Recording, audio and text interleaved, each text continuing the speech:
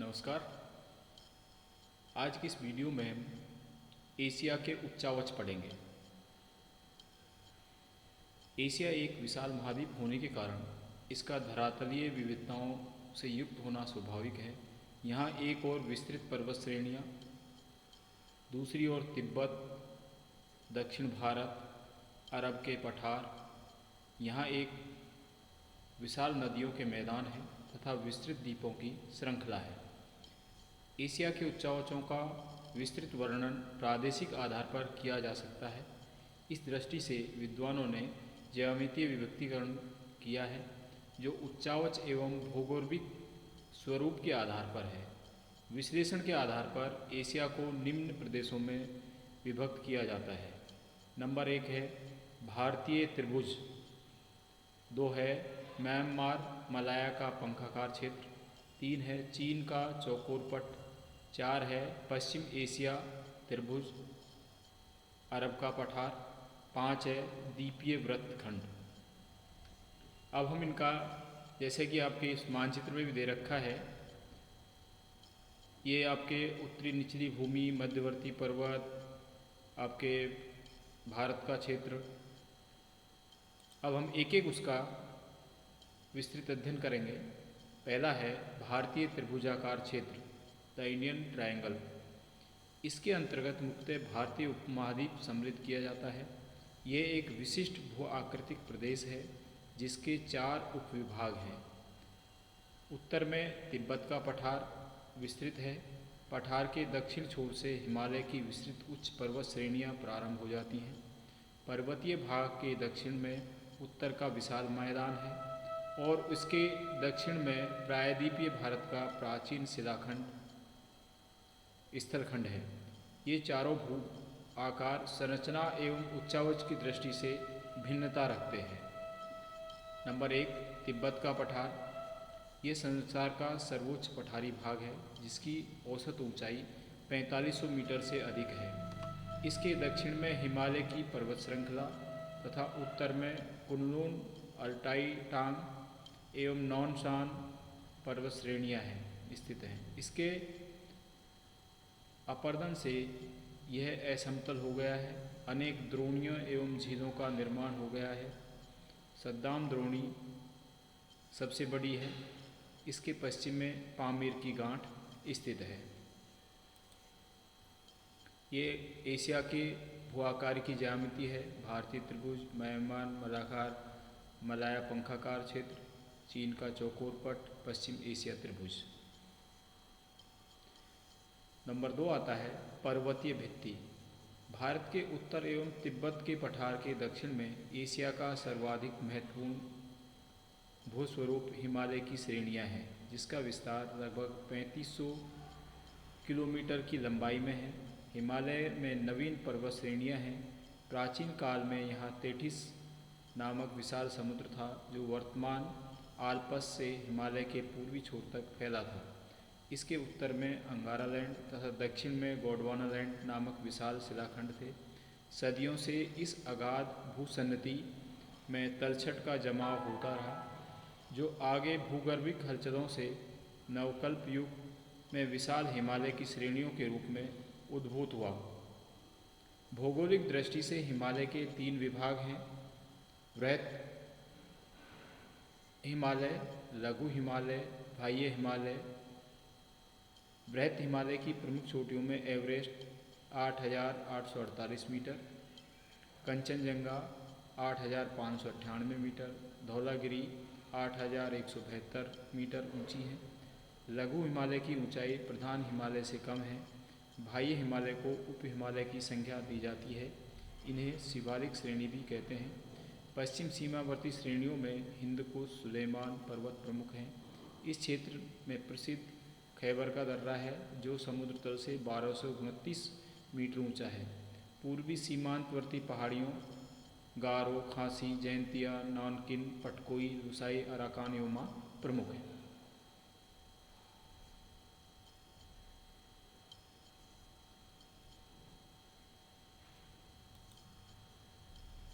तीसरा आता है उत्तर का मैदान। हिमालय पर्वत श्रेणियों के दक्षिण एवं दक्षिण के पठार के उत्तर में नदियों द्वारा निर्मित मैदान जिसे गंगा सिंध ब्रह्मपुत्र मैदान के नाम से जाना जाता है। इस मैदानी भाग का विस्तार लगभग 7.5 लाख वर्ग किलोमीटर क्षेत्र में है। यह मैदान सभ्यता, संस्कृति, कृषि विकास की दृष्टि से जितना महत्वपूर्ण है उतना भूगर्भिक दृष्टि से नहीं, क्योंकि मिट्टी का जमाव भूगर्भिक इतिहास को छिपाए हुए है। इस मैदानी भाग में जो उच्च मैदान हैं वो बांगर कहलाते हैं तथा नए कछारी के मैदानी भाग जो नीचे हैं वो खादर कहलाते हैं। बांगर जहाँ वर्षा का जल नहीं पहुँच पाता है वो बांगर क्षेत्र, और खादर क्षेत्र जहाँ नई नई परतें जमा होती रहती हैं उन्हें हम खादर के नाम से जानते हैं।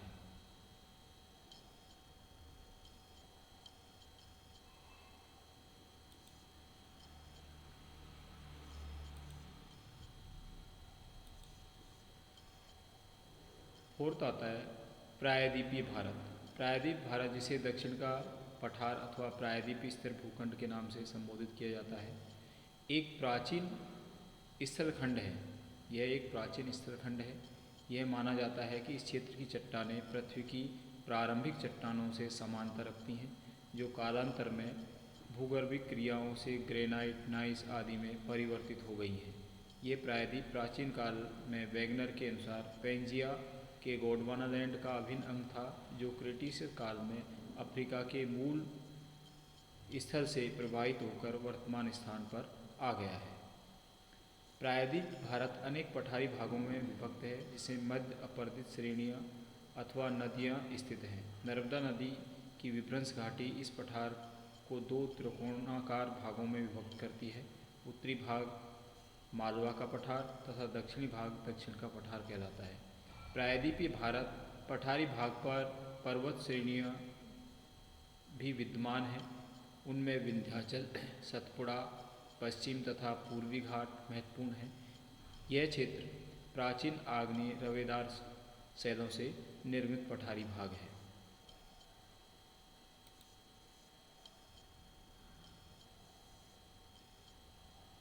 नंबर 2 आता है म्यांमार मलाया पंखाकार क्षेत्र। तिब्बत के दक्षिण पूर्व छोर से उत्तर दक्षिण में म्यांमार मलाया का पंखाकार शंक्वाकार क्षेत्र विस्तृत है।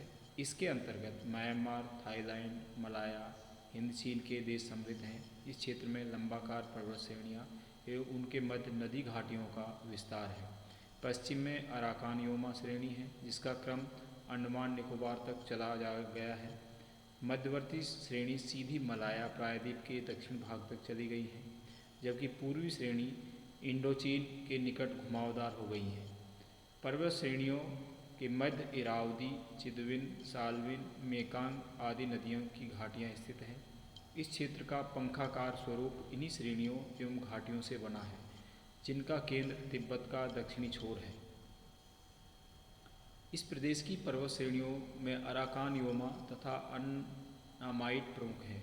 प्रमुख नदी घाटियाँ इरावदी, सालविन, मेकांग, सोंधोई, चिदविन आदि नदियों द्वारा निर्मित हैं। शान का पठार सालविन एवं इरावदी नदियों के मध्य भाग में स्थित है। सुंडा वेदी हिंद चीन के दक्षिण में मलाया से बोर्नियो तक के विस्तृत क्षेत्र को सुंडा वेदी के नाम से जाना जाता है। ये एक विशिष्ट भूरूप है जिसका विस्तार सील व दक्षिण चीन सागर के जलीय क्षेत्र पर है। नंबर 3 आता है चीन का चौकोर पट्ट।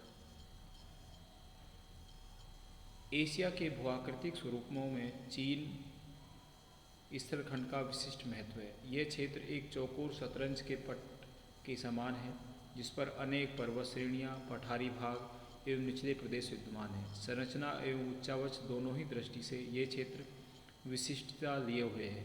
यहाँ की प्राथमिक संरचना क्रम में 4 कठोर शैल की पेटियाँ महत्वपूर्ण हैं, जिनका विस्तार उत्तर पूर्व से दक्षिण पश्चिम की ओर है।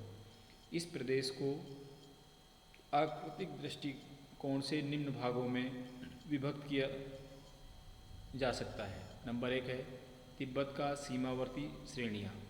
कुनलुन सिनरेंग के दक्षिण में तिब्बत की सीमावर्ती श्रेणियाँ स्थित हैं, जो पूर्व पश्चिम में लगभग 400 किलोमीटर चौड़ाई तथा 800 किलोमीटर की लंबाई में विस्तृत है। इनकी सर्वोच्च पर्वत श्रेणी मिन्नागोनका 800-8000 मीटर ऊंची है। नंबर 2, प्राचीन स्तर भूखंड। चीन के स्थल खंड पर 3 प्राचीन भूखंड स्थल हैं जो प्रीकैम्ब्रियन युग की आग्नेय शैलों से युक्त हैं। फेकियन मैसिव कैंटन मैदान एवं पुहू द्वीप के मध्य स्थित है। 2, शानटुंग लियातोंग मैसिव जो चीन के शानटुंग लियातोंग प्रायद्वीप को सम्मिलित करता है। 3 है ताइहांग खिंगन मैसिव का विस्तार उत्तर हिंद चीन से साइबेरिया तक अनेक चापों के रूप में है। 3 आता है मोरदार पर्वतों का पूर्व पश्चिम क्रम।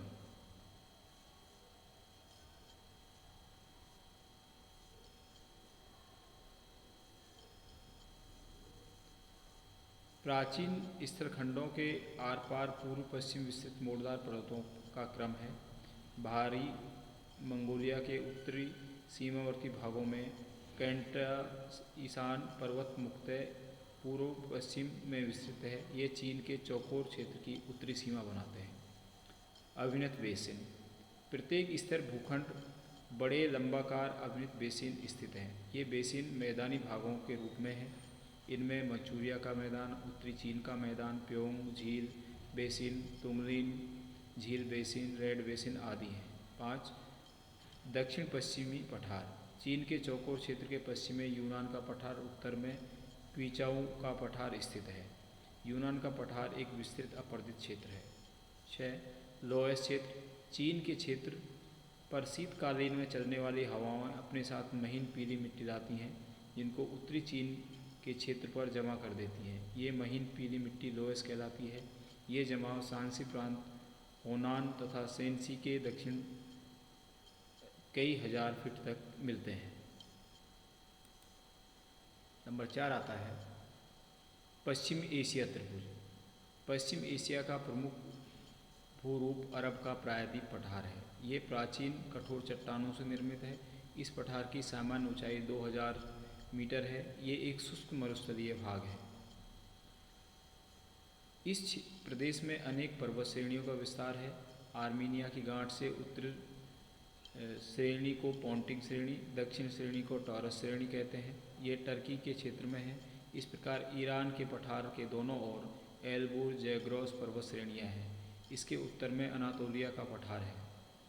पठारी और पर्वतीय क्षेत्रों के साथ साथ यहाँ दजला फरात का उपजाऊ मैदान है जो इराक में स्थित है। इसे मेसोपोटामिया का मैदान कहते हैं जहाँ प्राचीन बेबीलोन सभ्यता का विकास हुआ था। 5 आता है आपके द्वीपीय वृत्तखंड।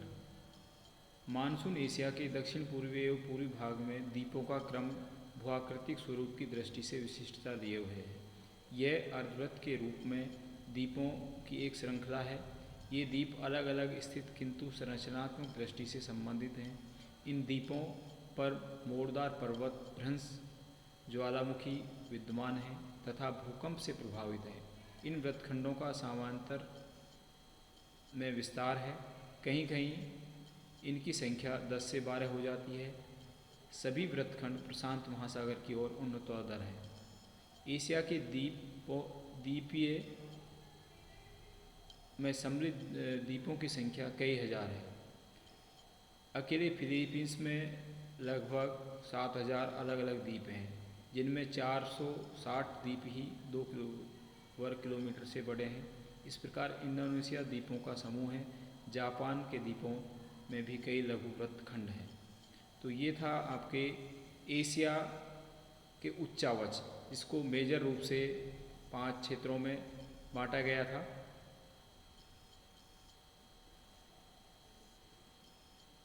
और उनका मैप द्वारा भी प्रदर्शन किया गया था। तो आज के लिए इतना ही। Thank you. That's all.